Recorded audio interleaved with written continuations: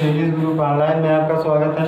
मैं आपको कक्षा 11 का अभ्यास पढ़ा रहा हूँ द्विपद पर में। इसके पहले आपको पहले वीडियो में क्या बताया था, प्रसार करना द्विपद का जो आपका सूत्र होता है x प्लस ए की पावर n के लिए जो ये प्रसार होता था, तो इस सूत्र में क्या होता है n c0 x की पावर n ए की power 0 plus n c1 x की पावर n माइनस 1 ए की पावर 1 होता है, प्लस n c2 x की पावर n माइनस 2 और ए की पावर 2 प्लस आपका डैश डैश कहाँ तक n cn x की पावर 0 ए की पावर n तक। जो ये सूत्र है, इसी सूत्र के प्रसार में आपको बताया था कि इन सूत्रों का प्रसार कैसे किया जाता है या आपका NCR का प्रयोग कैसे किया जाता है। तो इसके विषय में पहले वीडियो में चर्चा कर चुके हैं। यहाँ पर केवल हम इनके प्रयोग से सवालों को लगाना सीखेंगे। तो सवालों को कैसे लगाएंगे आज उसी पर चर्चा करते हैं। यहाँ देखो सवाल लिखे हैं, तो पहले सवाल को देख लेते हैं। लिखा गया है आपका 2x प्लस 3y की पावर 4। इसका हम क्या करना, प्रसार करना है। तो प्रसार करके देखते हैं क्या होगा। तो यहाँ पे जो होगा 2x प्लस 3y की पावर 4, ये हमारे सामने सवाल है, इन सूत्रों पर बनाना है। अब इनमें अगर ये एक बात आती है कि पद कितने बनते हैं, तो अगर हम कहते हैं इसमें कितने पदों की संख्या बनेगी इसका प्रसार करने पर, तो पदों की संख्या कितनी हो जाएगी, जितनी घात होती है 1 प्लस करो उसमें, तो क्या हो गया 5। तो पदों की संख्या कितनी बनने वाली है, इसमें 5 बनेगी। तो प्रसार में क्या होगा, n क्या चीज़ होता है, जो इसकी घात होती है वही n होता है। तो 4c0 होगा x की पावर आपका n होता है। तो यहाँ x का काम कौन कर रहा है, तो x का काम है 2x के लिए, तो इसकी घात कितनी बनेगी यहाँ पर 4। फिर अगला इंटू में क्या है 3y, इसकी घात क्या बन जाएगी 0। अब यहाँ पर एक चीज़ देखते हैं कि इनके घातों का योग, जो पद होते हैं प्रत्येक पद में दोनों की घातों का योग कितना होना चाहिए, n होना चाहिए ये वाला। तो यहाँ पर 0 प्लस n करेंगे तो भी n होगा, n माइनस 1 प्लस n करेंगे तो भी n होगा। इस प्रकार से जहाँ भी देखेंगे वही क्रम में मिलेंगे, यानी कि आपका पहले वाले पद को घातों के घटते क्रम में और बाद वाले का घातों का बढ़ता हुआ क्रम चलता है, आरोही अवरोही। अब यहाँ पे प्लस में हो जाएगा 4c1 2x की घात यहाँ 4 था तो हो गया कितना 3। अब इसका कितना था 0 से 1 पर आ गया, प्लस में 4c2 2x की घात कितना हो जाएगा 2, तो इसकी भी घात कितनी हो गई 2 हो गई। अब इसके बाद आगे चलते हैं 4c3 और 2x की घात क्या होगी 1 होगी और 3y की घात 3 होगी।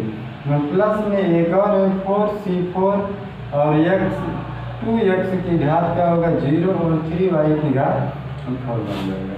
यहाँ तक अगर ये दोनों आपस में बराबर हो जाए तो उसके बाद प्रसार नहीं कर सकते। अब ऐसा नहीं है कि 4c5 भी करेंगे तो वहाँ तक नहीं होता, बस दोनों के इक्वल हो जाए यहाँ पे। या फिर आपका जिसकी घात यहाँ पर इसकी घात 0 नहीं थी, लास्ट में चलते चलते घटते हुए 0 हो जाए तो उसके बाद भी समझ लेना है, प्रसार नहीं करना है। अब यहाँ पे सवाल को देखते हैं क्या करेंगे। पहली चीज़ हमें इनकी वैल्यू याद करनी है। NCR से जो 4c0 दिया है तब इसको लिखेंगे हम यहाँ पे। तो ये जो आपका दे रखा है 4c0, तो 4c0 का मान वैसे कितना हो जाएगा 1 के बराबर, क्योंकि अगर हम प्रसार करेंगे तो यहाँ देख लेते हैं NCR वाले सूत्र को, तो इससे देखेंगे n का मान 4 है तो ये क्या होगा 4 फैक्टोरियल। अब फैक्टोरियल वाले को अगर देखेंगे, फैक्टोरियल क्रमचय संचय में बता दिए थे, तो यहाँ पे होगा ये 0 है तो 0 फैक्टोरियल r का मान हो गया। अब ब्रैकेट में 4 माइनस 0 का फैक्टोरियल, तो 4 फैक्टोरियल घटे 0 फैक्टोरियल की वैल्यू क्या होती है 1 के बराबर। 4 में 0 घटाओगे 4 ही होगा, तो 4 फैक्टोरियल ये कट गया तो क्या आ गया 1। इससे पता चल गया आपको कि इसका मान क्या हो गया 1, और यहाँ किसी भी संख्या की घात 0 हो जाए तो उसकी वैल्यू 1 हो गई। तो ये और ये 1 में ख़त्म हो गए। और इसके बाद जो बचता है यहाँ पे आपका वह हमारा क्या बन गया आपका 2x की घात 4 है, इसी को लिखना है। 2 का 4 बार गुणा हो जाएगा तो क्या हो गया 16। अब x की घात क्या होगी 4 बनेगी ये चीज़। तो यहाँ पे इसके आगे चलेंगे हम 4c1 के लिए, तो 4c1 की वैल्यू निकाल लेते हैं। तो 4 फैक्टोरियल, इसको ध्यान देंगे एनसीआर के इस सूत्रों से हल करना होगा तभी इसकी वैल्यू बता पाएंगे। तो 4c1 का मान हो गया 4 1 फैक्टोरियल और 4 -1 आपका हो जाएगा फैक्टोरियल 4 × 3 फैक्टोरियल बटे आपका 3 फैक्टोरियल 1 के लिए 1 हो गया, इससे ये कट गया कितना है 4 आ गया। अब इसका मान तो पता हो गया कि 4 होगा। अब इनके वैल्यू निकाल लेते हैं आगे के,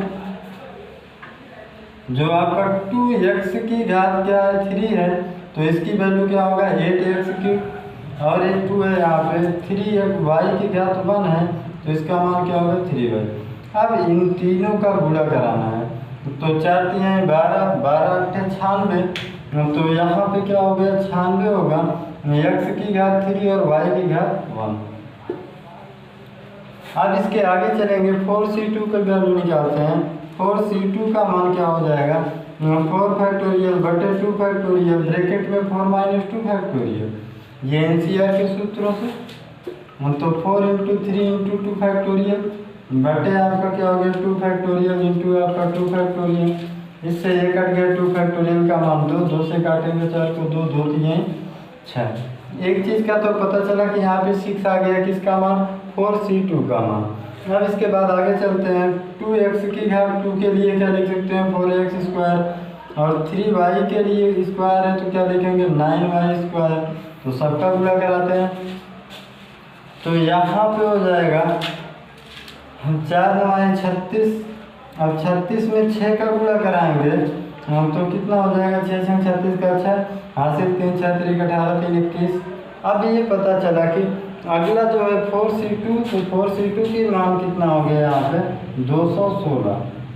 अब इसके बाद हो गया x² y²। आगे चलते हैं यहाँ पे,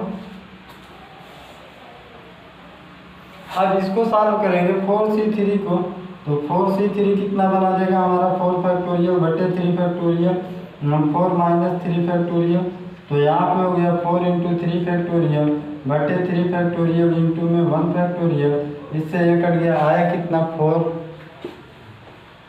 तो एक तो 4 हो गया, दूसरा कह रहा है 2x की घात कितनी बनेगी 1, तो इसका मान हो गया 2x।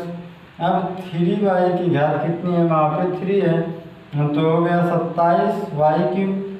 अब यहाँ पे गुणा कराएंगे 4 दूना 8 हो जाएगा, 8 का 27 में गुणा कराएंगे 8 7 56 का 6 हो जाएगा हासिल 5 8 दूनी 16 4 20 1 21 216 आएगा।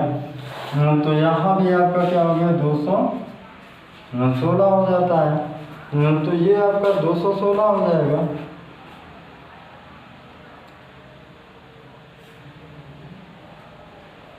और इसके बाद बचा क्या x y³। अब यहाँ आगे जाते हैं 4c4 पे, तो 4c4 की वैल्यू कितना हो गई, तो 4c4 का मतलब 1 के बराबर हो गया आपका, क्योंकि यहाँ इसका ज्ञात करेंगे तो 4 फैक्टोरियल बटे आपका 4 फैक्टोरियल 4 - 4 फैक्टोरियल, तो 4 फैक्टोरियल बटे आपका 4 फैक्टोरियल और 0 फैक्टोरियल, ये कट गया क्या है 1।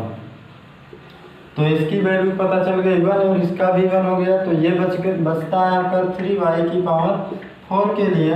तो 3 का 4 बार गुणा कराओगे तो 81 मिलेगा y⁴। तो इस प्रकार से आपका क्या हो गया यहाँ पे ये चीज। तो यही आपका इस सवाल का क्या हो जाता है प्रसार हो जाता है। आपको ध्यान रखना है कि जो एनसीआर आते हैं ये आपके ये वैल्यू होंगी यहाँ पे ये और ये और ये चीज़, इनको क्या करना है एनसीआर के फार्मूले से लगाएंगे। तो इस प्रकार से आपको सवाल लगाना है। तो आगे देख लेते हैं सेकंड सवाल को। तो दूसरा सवाल यहाँ पे है आपका 2x - 3⁴। ये भी सवाल आपका वही है, केवल यहाँ पे माइनस प्रॉब्लम करता है। तो माइनस को देखते हैं यहाँ पे, तो यहाँ पे ध्यान देना 4c0 होगा, x का मतलब हो गया 2x⁴ और -3 है तो माइनस में ही लेकर चलना है 3 को, -3 और -3 की घात क्या होगी 0 होगी। अब आगे चलते हैं 4c1।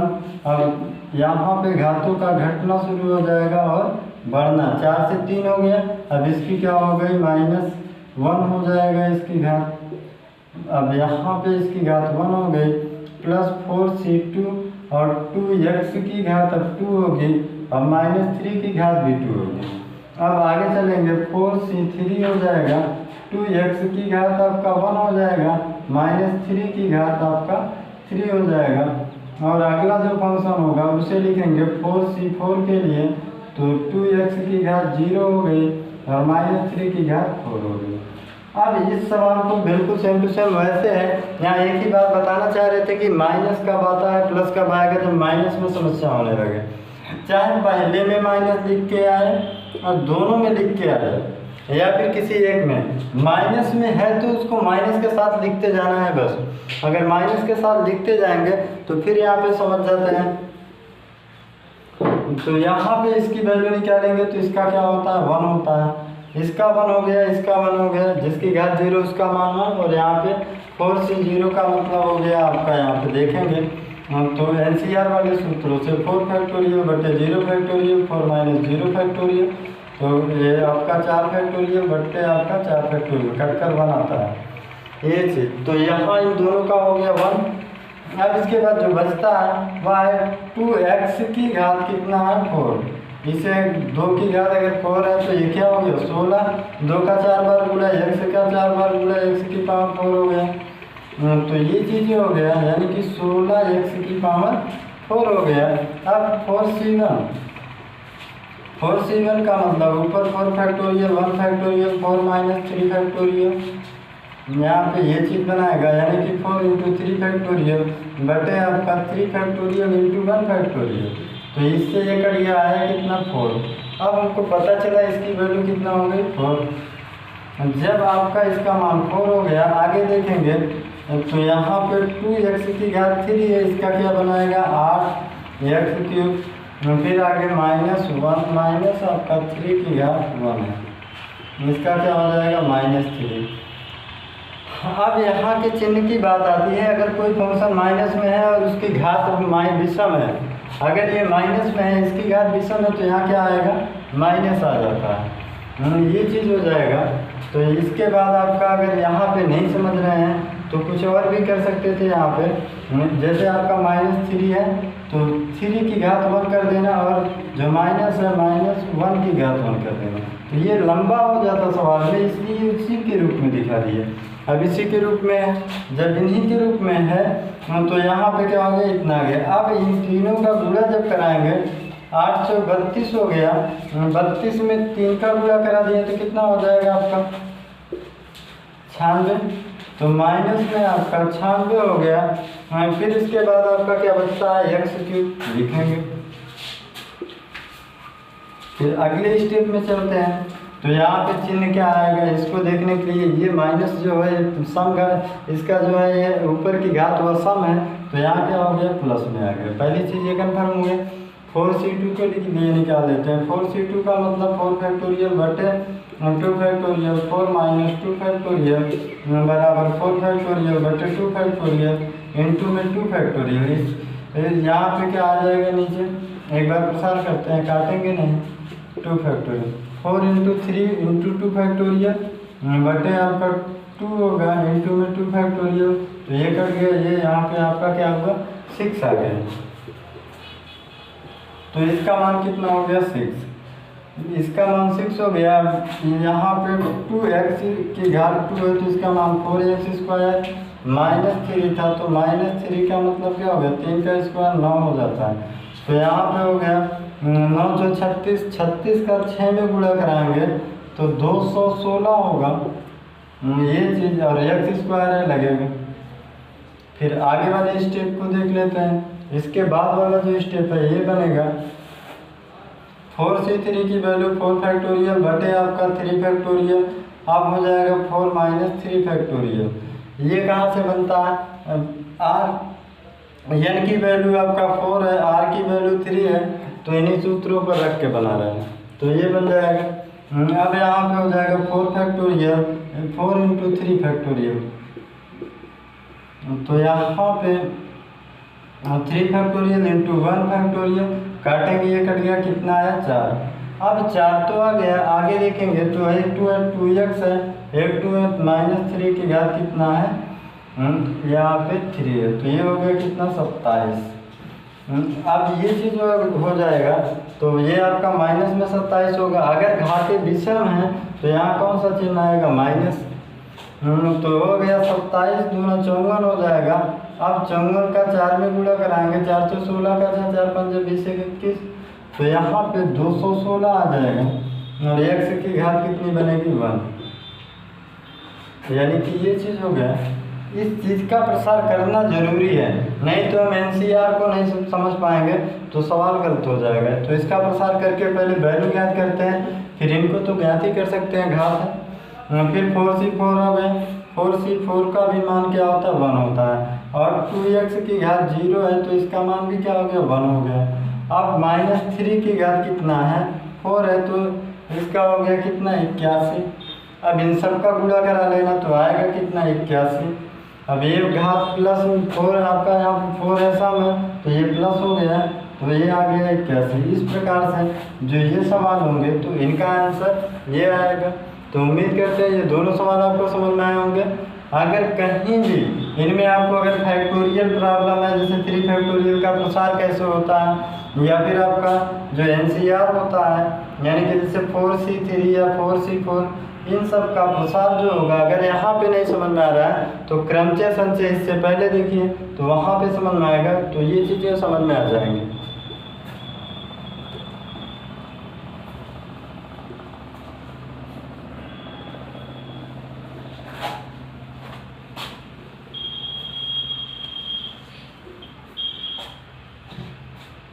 आगे देखते हैं, यहाँ पे लिखा है 11 की पावर 5, ये क्वेश्चन है।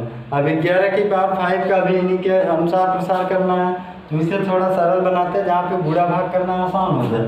तो अगर इसी चीज़ को हम लिखना चाहें तो ऐसे लिख सकते हैं n+1 की पावर 5। अगर हम यहीं पे चाह लेते हैं कि आंसर आ जाए तो 11 की पावर 5 का मतलब क्या हो गया, 11 का 5 बार गुणा करना है।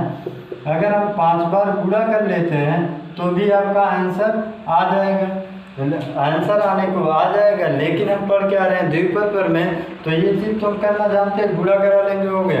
लेकिन द्विपद प्रमेय के नियमों से भी सॉल्व कर लेते हैं, तो द्विपद प्रमेय के नियमों से सॉल्व करना है। यहाँ पे सीखना है कि द्विपद प्रमेय इन पर कैसे लगेगा। तो यहाँ पे एनसीआर n का मान यहाँ पे दे रखा है 5, तो यहाँ से लिखते हैं 5c0 और 10 की पावर क्या हो गया 5 इंटू 1 की पावर 0 हो गया, प्लस हो जाएगा 5c1 और 10 की पावर क्या हो गया 4 इंटू में 1 की घात आपका 1 बनाएगा, और प्लस में 5c2 10 की घात क्या हो गया 3 इंटू 1 की घात 2 हो जाएगा, प्लस में 5c3 और 10 की घात क्या हो गया यहाँ पे 2 हो गया। जब इसकी घात घटती है तो सामने वाले की घात बढ़ जाती है, और दोनों का योग कितना होना चाहिए 5 के बराबर इस वाले घात का। तो यहाँ पे क्या हो जाएगा 1 की घात 3 हो गई, प्लस 5c4 और 10 की घात क्या हो गई 1 हो गई, तो 1 की घात कितनी हो गई 4 हो गई। अब इसके बाद हो जाएगा प्लस में 5c5 और 10 की घात क्या हो गई 0, तो 1 की घात कितनी हो गई 5। अब इसी का प्रसार करना है। यहाँ पे जो प्रसार में थोड़ा विस्तार बनता है वो एनसीआर के लिए होता है। अगर कोई भी संख्या यहाँ चाहे जितना हो और नीचे 0 होना चाहिए, इसकी वैल्यू चाहे जितना हो जाए, अगर नीचे 0 है तो उसका मान क्या होता है 1 के बराबर। तो इसका 1 के बराबर, जिसकी घात 0 उसका मान 1 के बराबर, तो 1 का गुणा 1 है और 10 की पावर 5 प्लस इसको हल कर लेते हैं। तो इसको हल करने का मतलब हो गया तो यहाँ पे जो होगा 5c1 का मान इससे 1 कम होता है इस पूरे का मान, तो ये 5 फैक्टोरियल बटे आपका 1 फैक्टोरियल 5 माइनस 1 फैक्टोरियल, तो 5 इंटू 4 फैक्टोरियल में बदल देते हैं। 1 फैक्टोरियल का कोई मतलब नहीं, 1 होगा, 5 माइनस 1 4 फैक्टोरियल, इससे ये कट गया, आया कितना 5। अब यहाँ पे 5 आ गया और यहाँ पे 10 की पावर क्या बन रही है 4 बन रही है, 1 से कोई मतलब नहीं, चाहे जितनी घात हो।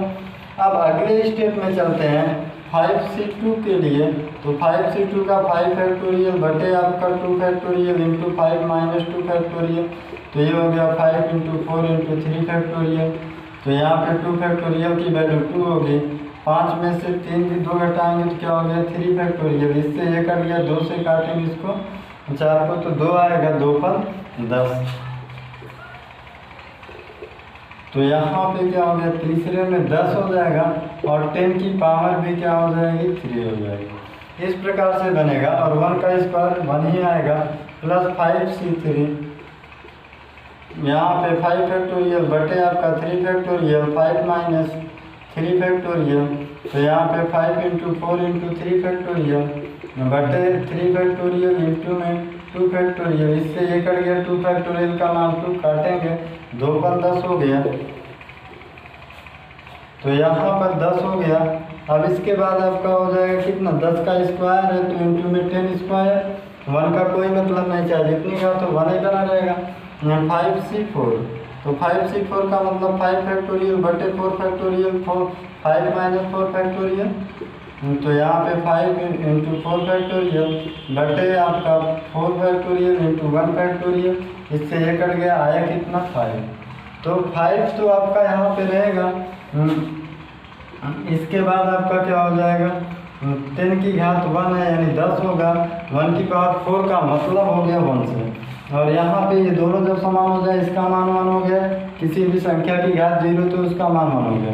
तो यहाँ पे 1 की घात 5 के लिए भी 1। अब इसी को सॉल्व करके जोड़ देना है। इसका मतलब हो गया 10 की घात 5 का मतलब 50 प्लस यहाँ पे 5 का गुणा कराएंगे, 10 की घात 4 का मतलब 40 प्लस यहाँ पे 3 इसका 1 इसका यानी कि ये 40 बनाएगा, प्लस यहाँ पे 2 1 3 0 और यहाँ पे हो जाएगा 50 प्लस 1। अब इन्हीं को जोड़ देना है। जोड़ने के बाद जो आएगा वह हमारा क्या हो गया आंसर। तो 1 होगा, 5 हो गया और यहाँ पे तीसरे में ये ख़त्म हो गए, ये भी आपका 0 0 और यहाँ 3 तक के लिए 0, यहाँ तक 0 हो गया। अब 3 के बाद 1 है इसमें चौथा और यहाँ पे 0 0 और 0 तो आएगा कितना 1। अब इसके बाद आपका ये भी ख़त्म हो गया, 1 होगा यहाँ पे 5 1 6 हो गया, 6 में आपका 0 ये हो गया ये। तो कुल मिला के जो आंसर होगा हमारा वो इस प्रकार से आंसर ये हो जाएगा यहाँ पे। तो उम्मीद करते हैं कि ये आपको समझ में आया होगा कि द्विपद प्रमेय का प्रसार कैसा करना है। अगर इनमें कोई समस्या हो तो आप पूछ सकते हो हमारे व्हाट्सएप नंबर पे, या फिर इनमें थोड़ा सवालों का प्रसार करता है। अब इन्हीं को बीच में माइनस लगा देगा, कहीं कहीं प्लस लगा के आपके अभ्यास में सवाल दिया होगा तो क्या करना है, एक का प्रसार कर लेना, बाकी प्लस माइनस से चिन्ह बदल जाएंगे, बस बाकी वैल्यू वही रहेगी। जो कटेगा काटना, जोड़ने वाले को जोड़ देना है। तो प्लस माइनस से कोई प्रॉब्लम नहीं, चाहे इसके बाद एक और दे दे। प्रसार करना जान रहे तो सवाल का हल हो जाएगा। अगर इनमें कोई समस्या हो तो पूछ सकते हो आप हमारे व्हाट्सएप नंबर पर। हमारा व्हाट्सएप नंबर है 81 27 14 84 33। तो आज के वीडियो में बस इतना ही। Subscribe now and press the bell icon. Never miss an update.